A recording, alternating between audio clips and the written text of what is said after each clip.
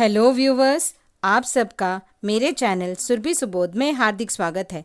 आज हम कक्षा 5 की हिंदी की पाठ्य पुस्तक गुंजन और नूतन गुंजन हिंदी पाठमाला 5 का एक पाठ वाद्य यंत्रों की अनोखी दुनिया पाठ का सारांश इस वीडियो में देखेंगे। तो चलिए पहले इस पाठ का उद्देश्य जान लेते हैं। तो इस पाठ का उद्देश्य है बच्चों को वाद्य यंत्रों का महत्व बताना, कुछ विशेष भारतीय वाद्य यंत्रों की जानकारी देना, संगीत के प्रति बच्चों में रुचि पैदा करना, देश विदेश में भारत का नाम रोशन करने वाले प्रसिद्ध वाद्य यंत्र वादकों के बारे में जानकारी देना। पाठ का मूल भाव: मानव जीवन संगीत से हमेशा से जुड़ा रहा है। उदास और निराश मन को प्रफुल्लित करने वाले संगीत के महत्वपूर्ण अंग विविध वाद्य यंत्र होते हैं। वाद्य कोई भी हो और किसी भी तरह बजाया जाए, उससे उत्पन्न ध्वनि मधुर संगीत ही होती है।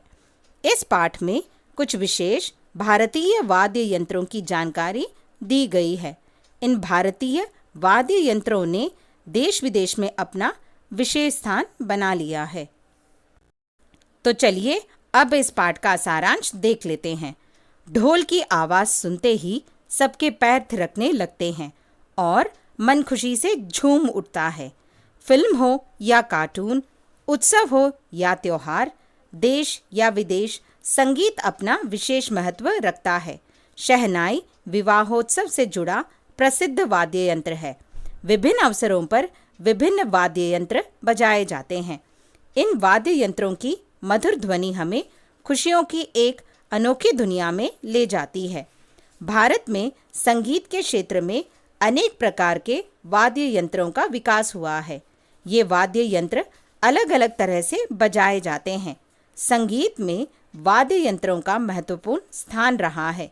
सुरों को ताल देने के लिए तरह तरह के वाद्य यंत्रों का प्रयोग किया जाता है। तो चलिए पहले हम तबला वाद्य यंत्र के बारे में जान लेते हैं। तबला थाप देकर बजाया जाने वाला वाद्य यंत्र है। इसका प्रयोग शास्त्रीय संगीत से लेकर पाश्चात्य संगीत तक होता है। तबला उत्तर भारत में अधिक प्रचलित है। तबला वादन में दो तबलों का प्रयोग किया जाता है, जिसमें बाएं हाथ से बजाया जाने वाला तबला आकार में बड़ा होता है, इसे बायां कहा जाता है। दाएं हाथ से बजाया जाने वाला तबला आकार में छोटा होता है और इसे दायां कहा जाता है। बायां तबला मिट्टी या धातु से बनाया जाता है, जबकि दायां तबला लकड़ी से बनता है।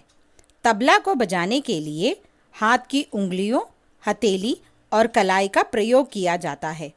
हमारे देश में मशहूर तबला वादक हैं जाकिर हुसैन, पंडित अनिंदो चटर्जी, उस्ताद सुखविंदर सिंह नामधारी, पंडित अनोखे लाल मिश्रा जी।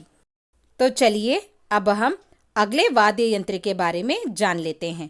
तो अगला वाद्य यंत्र है बांसुरी। बांसुरी फूंक से बजाया जाने वाला सुरीला वाद्य यंत्र है।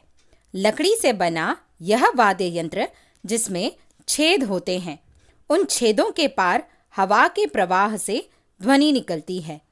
35 से 40 हजार साल पहले की बांसुरियां जर्मनी के स्वाबियन अल्प क्षेत्र में पाई गई। इन बांसुरियों से यह अनुमान लगाया जा सकता है कि प्राचीन काल से ही यूरोप में एक विकसित संगीत परंपरा थी। भारत में भी बांसुरी पौराणिक महत्व रखती है। हमारे देश के प्रमुख बांसुरी वादक हैं हरिप्रसाद चौरसिया, पन्नालाल घोष और राकेश चौरसिया। तो चलिए अब हम शहनाई वाद्य यंत्र के बारे में जान लेते हैं। शहनाई एक खोखली नली जैसी होती है, जिसका एक सिरा अधिक चौड़ा तथा दूसरा पतला होता है।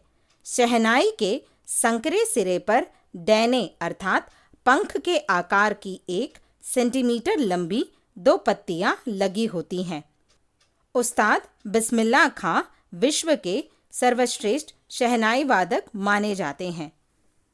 तो चलिए अब हम अगले वाद्य यंत्र, जिसका नाम है सितार, उसके बारे में जान लेते हैं। तारों में कंपन पैदा करके बजाया जाने वाला लोकप्रिय पारंपरिक भारतीय वाद्य यंत्र है सितार। यह वाद्य यंत्र सागौन की लकड़ी और कद्दू से बना होता है। इसे बजाते समय अंगुली में महराब पहनकर इसके तारों को झनकृत किया जाता है। सितार का प्रयोग शास्त्रीय संगीत से लेकर अन्य सभी प्रकार के संगीत में किया जाता है। सितार भारत का राष्ट्रीय वाद्य यंत्र है। हमारे देश के प्रमुख सितार वादक हैं पंडित रविशंकर, उस्ताद लियाकत खां, शाहिद परवेज खां और पंडित उमाशंकर मिश्रा। अगला वाद्य यंत्र है संतूर। संतूर का भारतीय नाम शततंत्री वीणा अर्थात 100 तारों वाली वीणा, जिसे बाद में फारसी भाषा के प्रभाव से संतूर नाम दिया गया। तार का साज होने के बावजूद इस वाद्य यंत्र को लकड़ी की छोटी छड़ों से बजाया जाता है। यह वाद्य यंत्र मूल रूप से कश्मीर का लोक वाद्य है, जिसे सूफी संगीत में प्रयोग किया जाता है। शास्त्रीय संगीत से लेकर अन्य सभी प्रकार के संगीत में इस वाद्य यंत्र का प्रयोग किया जाता है। हमारे देश के प्रमुख संतूर वादक हैं पंडित शिव कुमार शर्मा। गायन के साथ जब वाद्य यंत्र का साथ मिलता हो तो श्रोतागण गीत संगीत में डूब जाते हैं। भारतीय वाद्य यंत्रों ने अपनी अनूठी विशेषताओं के कारण देश विदेश में अपना विशेष स्थान बना लिया है।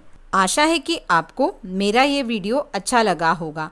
यदि आपको मेरा ये वीडियो अच्छा लगा हो तो इसे लाइक, शेयर और सब्सक्राइब करना ना भूलें। आप अपने कमेंट्स कमेंट बॉक्स में डाल सकते हैं। अब हमारी मुलाकात अगले वीडियो में होगी। तब तक के लिए धन्यवाद।